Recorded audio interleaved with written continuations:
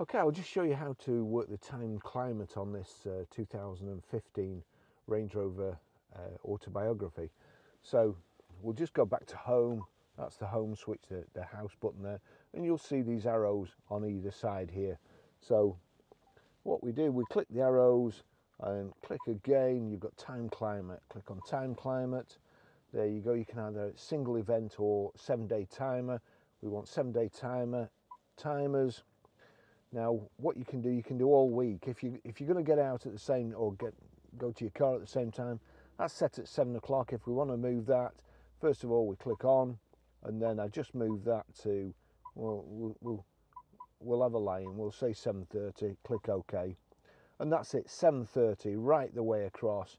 And then again, if I want to do 5 o'clock, click on OK. Now, Saturday and Sunday, of course, I want to lie in, so we'll go to Saturday, 7:30. Now I'm gonna put that to. It might have defrosted on its own by then, but I'm going to put it to 9:30, and I won't be going out in the afternoon at all, so I'll just switch that off. Same again on Sunday, 7:30. Far too early for a Sunday, so 9:30, and again, I won't be going out, so we'll click that off. Click OK. We'll just go back there. That's set all week, 7:30. And when you get in the car, there's a little heater under the bonnet which uses the diesel. And 7:30, it'll start defrosting the car, warming it up, defrost the windows.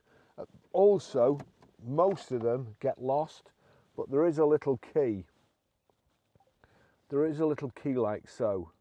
So from your window, hopefully, depending on where your car is, you can just point out the window, click on, and there you go. That switches the heater underneath the bonnet. It's in the right hand side here. It just uses a little bit of diesel, burns it, heats it up, and you come out to your car and it's all clear when everybody else is scraping away. So that's a great feature.